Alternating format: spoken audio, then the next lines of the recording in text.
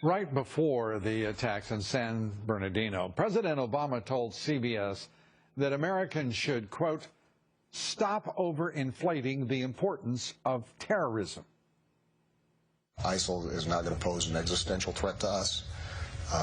They are a dangerous organization like Al-Qaeda was, but we have hardened our defenses. Our homeland has never been more protected by more effective intelligence and law enforcement professionals at every level than they are now. The coordination is much better than it is now.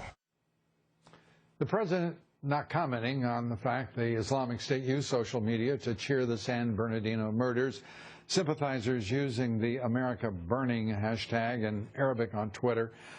Joining us now, New York Times bestselling author Brad Thor, his latest book, Code of Conduct, the founder and president of the American Islamic Forum for Democracy, Zuhdi Jasser. Good to have you both here. Zuhdi, let me start with you. This attack, now we're trying to determine whether or not it is terrorism. We heard Dr. Faris, Walid Faris, say it is clearly and obviously an act of terrorism. Your thoughts?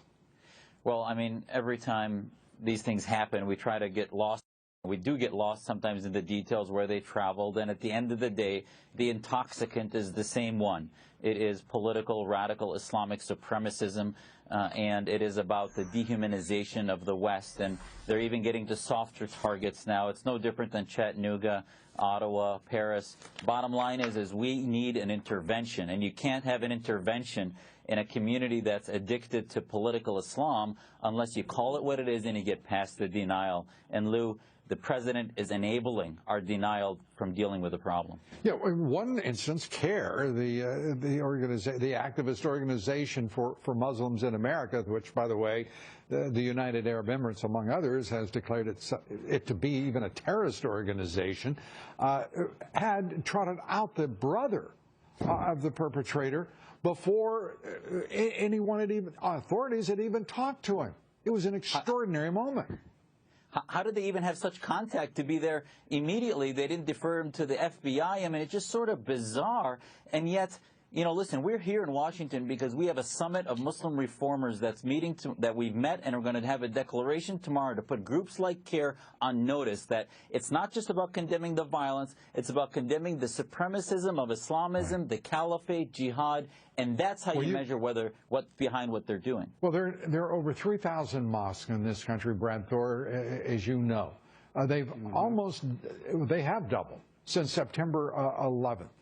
Over the past 15 years in this country, we've seen the number of immigrants also more than double into this country. And we are having a discussion about good and bad Muslims. I mean, this is mind-boggling to me that the country is on tenterhooks, afraid to say radical Islamists, because so goes the politically correct groupthink in the White House. By the way, this one and the previous White House as well. Americans are too stupid to know the difference between a radical Islamist and a Muslim. Well, I agree with you. And in the soundbite you played, Lou, before Zuhdi and I joined you, it talked about, you had the president saying how protected we are, law enforcement, intelligence, and all this kind of stuff. That's great. But political correctness erodes all of the efforts of our law enforcement and intelligence communities. The fact that the president won't even say radical Islam is a big, big problem. And my issue, you know what, I think America is a wonderful country, people of all faiths. But we have a real problem here in that we are combating radicals physically. We are not doing enough to combat the ideology. And we look at a group like CARE, and Zuhdi, my friend Zuhdi, and it's great to be on with you, Zuhdi, he nailed it. How the heck did they get the brother-in-law? By the way, this bumbling brother-in-law says, I don't know if the guy was radical, whatever. His own father said he was a very, very radical, devout Muslim, prayed, all this kind of stuff, but the father characterized it as being radical. So we've got this issue. And I said last night on Megan's show, I said sending CARE out in a situation like this is sending NAMBLA out for someone who's been accused of pedophilia. CARE is a horrible, horrible organization, but they give cover, and the left supports them, and the left bolsters a group like CARE with political correctness, where you had this neighbor who was afraid of reporting what he saw at this house because he was afraid of being called an Islamophobe. This is insane. I can't believe this is the country we're living in. I can't believe, frankly, the comments that fall from the lips of Barack Obama, our president. This is a president who said he would degrade and destroy the Islamic State, and then at the same time says it's not an existential threat to the country, as if it's in some sort of sophomore tutorial at the University of Chicago. Zuhdi? Yeah, I mean, and by the way, the Islamic Republic of Iran or Saudi Arabia, those Islamic states that really are the incubators for ISIS don't matter. So it's just bizarre how the reason naming it matters, you want to know who your allies are and who your foes are. The reason Americans are confused on who are the moderates and who are our side of liberty versus the theocrats, we don't have leadership with the courage to name it. And once you name it, you can figure out that we're your allies who are reformers, and the enemies are the theocrats and the Islamists, like the CARE organizations that are really part of the OIC lobby. I think we have that courage. I think our leaders don't, Amen. And I'm talking about both political parties. And I think that they're getting a sense right now, as we are watching what is happening across this body politic, I think they're getting a sense that we're going to demand this time leaders worthy of us, rather than putting up with more of what they have offered up, which is thin gruel at best and highly predictable. You know, Brad, what are we to do here? We're looking at as many as 10% of the Syrian refugees, so-called, we don't know if that's accurate or not, but are Islamic State terrorists, as suspected of being so by the Europeans themselves.